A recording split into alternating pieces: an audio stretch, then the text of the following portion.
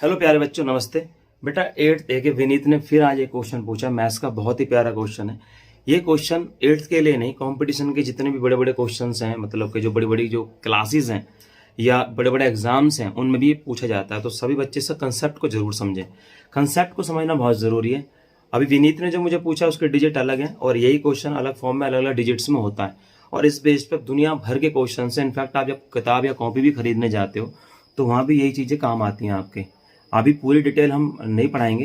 Profit loss का एक question है, बेसिक बताऊंगा, बेसिक के साथ ही कुछ चीजें क्लियर कर दूंगा आपको। तो पहले मैं क्वेश्चन बता देता हूं आप लोगों को क्वेश्चन क्या था, ठीक है। क्वेश्चन ये था शॉर्टकट में, बिल्कुल बिल्कुल शॉर्टकट में। अच्छा, थोड़ा दिखाई नहीं दे रहा, ठीक है। क्वेश्चन शॉर्टकट में ये था कि किसी दुकानदार ने कोई चीज 375 की खरीदी, ठीक है। ये खरीदी 375 की। देखिए कंसेप्ट बहुत जरूरी है, आपको क्लियर हो, ठीक है। बाई किया और 400 रुपए में उसको सेल कर दिया। कितने में? 400 रुपए में। क्या किया? उसको बेच दिया, बेचा। क्वेश्चन की स्टेटमेंट हो या कुछ हो, पर हमें मेन तो कंसेप्ट क्लियर होना चाहिए क्वेश्चन पूछ क्या रहा है। क्योंकि आप बार बार स्टेटमेंट पढ़ लोगे तो उससे भी काम नहीं चलने वाला। आपको वो चीजें क्लियर होनी चाहिए, ठीक है। ठीक, तो इसमें हमें पता करना है कि उसको सामान जो उसने बेचा उसको प्रॉफिट हुआ, लॉस हुआ, लाभ हुआ, हानि हुई, प्रॉफिट परसेंटेज या गेन परसेंटेज या लॉस परसेंटेज। तो ये हमें बहुत जरूरी है समझना, क्योंकि ये बहुत कॉम्पिटिशन्स के दुनिया में बहुत फेमस है और इसको बेसिक अगर आपने कर लिया तो आप आराम से कर लोगे। इसे करने का तरीका, सबसे सिंपल तरीका मैं आपको बताता हूँ कि कभी भी कुछ भी बेचा जाएगा या खरीदा जाएगा, कुछ भी बेचा जाएगा या खरीदा जाएगा, वो हमेशा क्रय मूल्य, इसको बोलते हैं कॉस्ट प्राइस। कॉस्ट प्राइस मतलब क्रय मूल्य, ये हमेशा इस पे ही होगा।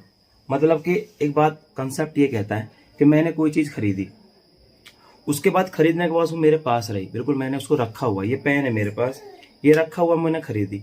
और जब मैं इसको बेचूंगा, बेचने के बाद ही तो पता चलेगा कि मुझे इसको फायदा हुआ या घाटा हुआ। अगर मैंने जितने में ये पेन खरीदा, मान के चलो ये पेन मैंने 20 रुपए में खरीदा और मैंने ये 20 रुपए में बेचा, तो ना मुझे फायदा हुआ ना घाटा हुआ, मुझे 20 रुपए के 20 रुपए आ गए, ये सभी जानते हैं। मैंने अगर ये पेन 20 रुपए का खरीद के 19 का भी बेचा, 18 का बेचा, तो मतलब मुझे घाटा हो गया। 1 रुपए का, 2 रुपए का, अगर 15 का बेचा तो 15 रुपए, 5 रुपए का। और अगर ये मैंने 25 रुपए का बेचा तो मुझे कितने का फायदा हुआ? आप बोलोगे सर 5 रुपए का फायदा हुआ, आपने 20 रुपए का खरीदा। मतलब सब कुछ किसके इर्द गिर्द घूम रहा है? खरीद पे। हम खरीद जितने रुपए की कर रहे हैं, हम परचेज जो कर रहे हैं ना, परचेज, इसकी इर्द गिर्द सारी चीजें घूम रही हैं और इसी को बोलते हैं बेटा कॉस्ट प्राइस, सीपी। जो खरीद होती है इसी को सीपी बोलते हैं। इसी के इर्द गिर्द ही चीजें घूमती हैं। ये पहले क्लियर हो गया? हाँ, ये समझ में आ गया सर। इर्द गिर्द घूमती है तो उसका क्या फायदा होगा, क्या बेनिफिट उठाएंगे, बिल्कुल बताऊंगा। तो अब आपको पता होगा सीपी क्रय मूल्य, हमें क्या जरूरत है। उसके बाद विक्रय मूल्य, सेलिंग प्राइस तो आपको पता, जितने में बिकी, ये आपको पता, ठीक है। अब उसके बाद बेटा हम लिखेंगे कि वो चीज कितने में बिकी, ठीक है। ये कोक चीज कितने में बिकती है, मतलब सेलिंग प्राइस, ठीक है। इसे बोलते हैं विक्रय मूल्य हिंदी वाले बच्चों के लिए, ठीक है, विक्रय मूल्य, ठीक है। ये आप करोगे, फिर विक्रय मूल्य जितना भी होगा, विक्रय मूल्य जो भी होगा। अब उसके बाद हम एक मोटा मोटा यहां से एक आइडिया लगा लेते हैं। बेसिकली सबको पता है कि भाई अगर ज्यादा क्या है, अगर क्रय मूल्य कम है, मतलब मान के चलो 10 रुपए की चीज है और हमने 15 की बेच दी, तो ऑफकोर्स यार 5 रुपए का फायदा हो गया। तो हम यहां लिखेंगे गेन परसेंटेज। गेन मतलब परसेंटेज नहीं, गेन। हमें गेन फायदा हुआ कितने का, या आप मान लो प्रॉफिट, मान लो इसको आप प्रॉफिट भी ले सकते हो। प्रॉफिट कितने का हुआ, या प्रॉफिट ना होगा लॉस, कुछ तो होगा। वो कैसे पता लगेगा? एक तो एक आइडिया लगा लेते हैं रफली, 10 रुपए की चीज 15 में बिकी तो बढ़ ही रहा है, तो पॉजिटिव मतलब फायदा ही हो रहा है। 10 रुपए की चीज 5 में बिकी मतलब 5 रुपए कम हो गया, मतलब नेगेटिव, मतलब लॉस हो रहा है, ठीक है। तो इस हिसाब से हम लिख देते हैं, कोई दिक्कत नहीं होती। लेकिन फिर भी हमें आगे हेल्प होती है, किस तरह से मैं बताता हूं। इसमें कंसेप्ट को पकड़ना, गेन हो प्रॉफिट हो, हम सीपी को ध्यान रखेंगे और एसपी को ध्यान रखेंगे मेन। अब अगर 10 रुपए की चीज 15 बिकेगी या जितने की बिकेगी, हम एसपी पहले लिखते हैं, विक्रय मूल्य पहले लिखते हैं, माइनस सीपी। इससे ही हमारी कलाई खुल जाती है, मतलब हमें डिटेल पता लग जाती है, लॉस हुआ प्रॉफिट हुआ। आई टोटली एग्री कि हमें यहाँ पता चल गया पहले ही, लेकिन जब हम डिस्क्राइब करेंगे कॉम्पिटिशन मनी, अगर हम 8th में 10th में, तो हमें थोड़ी डिटेलिंग देनी पड़ेगी इसको। तो बेटा आप देख रहे हो कि यहाँ पर सेलिंग प्राइस कितना था इसका, 15 रुपए, और सीपी था 10 रुपए। तो यहाँ पे 5 पॉजिटिव का मतलब प्रॉफिट हुआ है। तो आप क्या करोगे, इसमें आप लॉस को हटा दोगे, ठीक है, लॉस को हटा दोगे, गेन रखोगे या प्रॉफिट रखोगे, दोनों रख लोगे, या लाभ लिख दोगे यहाँ पे पेन में, लाभ लिख दोगे। अगर लाभ हुआ है मतलब पॉजिटिव आया, नहीं तो हानि लिख दोगे। यहां तक समझ में आ गया? बिल्कुल समझ में आ गया, ठीक है, ठीक है। इसको दोबारा भी बताऊंगा मैं, अभी चिंता मत करो, टेंशन नहीं लेना। तो यहां हम हानि, लाभ, प्रॉफिट, लॉस यहां देख के लिखते हैं कि यहां पे क्या हो रहा है, अंतर क्या आ रहा है। क्लियर हो गया? अब हम अपने क्वेश्चन पे आते हैं, ठीक। जिसको स्पीड बढ़ानी हो आप इसको ना फास्ट फॉरवर्ड करके भी देख सकते हो, स्पीड बढ़ा के, यूट्यूब पे फैसिलिटी होती है। तो क्रय मूल्य हमने कितने की चीज खरीदी, हमने खरीदी 375 की चीज, बेच कितने में दी, 400 रुपए में, ठीक है। चाहो तो आप रुपए का सिंबल लगा लो, चाहे कोई इतना कोई इशू नहीं है, लगा लोगे ठीक रहेगा। 375 की चीज मेरे बच्चों आपने 400 में बेच दी, तो आपको फायदा हुआ पैसों का या घाटा हुआ?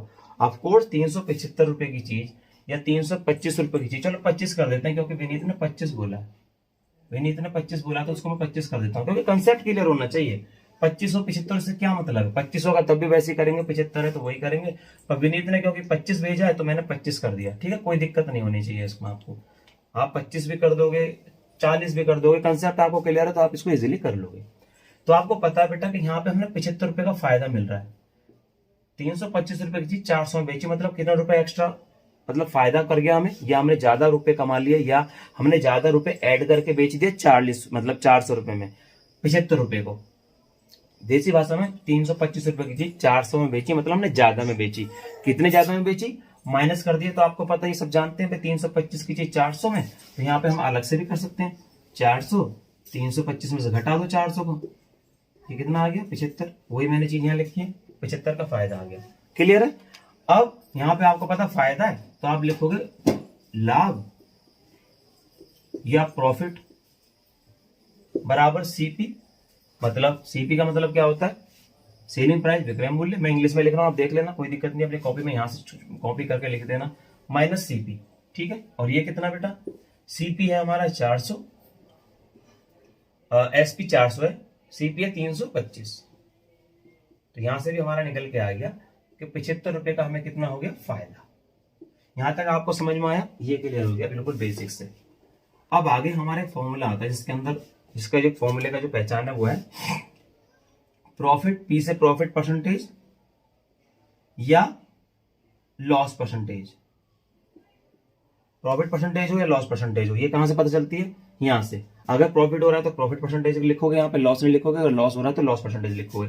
क्योंकि यहाँ आ रहा है हमारा प्रॉफिट परसेंटेज, इसलिए हम लिखेंगे यहाँ पर प्रॉफिट परसेंटेज, प्रॉफिट, ठीक है, परसेंटेज, या आप कह दो लाभ परसेंटेज। अब जो मैं कहने वाला हूं दोनों में ही, प्रॉफिट लाभ हो या हानि हो, यहां पर बेटा इसको फिक्स कर लेना, मैं इसको बिल्कुल ग्रीन बना रहा हूं, यहां हमेशा सीपी आएगा। सीपी का मतलब क्रय मूल्य, हालात कुछ भी हो यहाँ पे हमेशा सीपी आएगा, यहाँ पर हमेशा 100 आएगा। जो भी काम करना है, फॉर्मूले को बंद कर रहा हूं, वो आपको इस जगह करना है, इस जगह, ठीक है। वो करना क्या है कि आपको यहाँ पर जो भी आपको ये चीज मिलने वाली है, आपको प्रॉफिट हो किसी को सामान बेचने में, लॉस हो मतलब घाटा हो, फायदा हो, कुछ भी हो, ये वाली चीज आपको चुपचाप यहां लिख देनी है, ठीक है, पहले बता रहा हूं।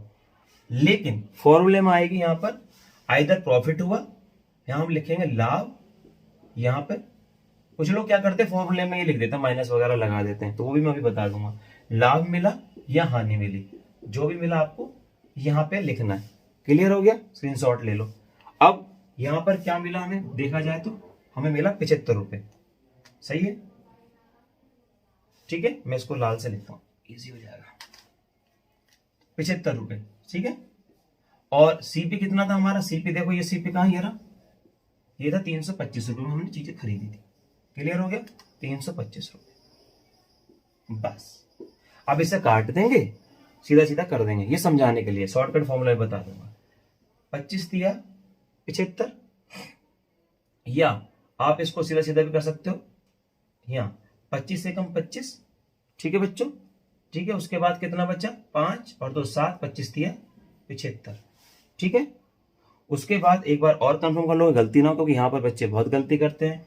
25 तिया 75, 25 से कम 25, और बचा कितना आपका 7, 25 तिया 75, वैसे भी आप देख लो। तो फिर आगे फाइनल में कितना निकल के आएगा, इसमें आएगा यहाँ पे 300/13, ठीक है। फिर आप क्या लिखोगे, क्या बनाओगे इसमें, 13 दूनी 26, फिर भाग करोगे, 13 दूनी 26, बचा 4, 13 तिया 39, बचा 1, नहीं जाने की 0, फिर करके ये आएगा करीबन 7, ठीक है। वो कोई दिक्कत नहीं, ये भाग बता दूंगा आपको, इतना कोई दिक्कत नहीं है, इसमें कोई दिक्कत इशू है नहीं, ठीक है। फिर भी जो बच्चे कंफ्यूज है बता देता हूँ बेटा, 13 कम 13, 13 दूनी 26, 26 का मतलब 4, 4 में 0 आई तो 40, 13 तिया 39, बचा 1, नहीं, ठीक है। उसके बाद वहां पे पॉइंट लगा देंगे, 0 ऐड कर देंगे, फिर भी नहीं जाएगा, फिर एक 0 करेंगे, ठीक है। इसको आप ध्यान से कर लीजिएगा, क्लियर है ये बात, ठीक है। आगे चलते हैं, ठीक है। आपको समझ में आ गया। कुछ बच्चे अगर भाग में दिक्कत कर रहे होंगे तो मैं बताता हूँ। अच्छा ये क्वेश्चन भाग के मामले में, 300, अगर हम 13 को 300 को 13 से भाग करेंगे तो 13 तिया 39, ये सब आपको आना चाहिए, ठीक है। 13 दूनी 26, 13 तिया 39 कह रहा हूँ, जल्दी में हो रहा है। 13 दूनी 26, बचा 4, ठीक है, उतारा 0, 13 तिया 39, बचा 1, और जब यहाँ से उतारते हैं और जब कटता नहीं तब 0 लगाते हैं, अदरवाइज यहाँ पे बात होती है। मैं बताता हूँ बच्चों को कि अगर यहाँ पर बात हो रही है सीनियर्स लोगों की, जब अब बात होती है नहीं जूनियर्स की, तो सीधा पॉइंट लगाओ और यहाँ 0 लगाओ।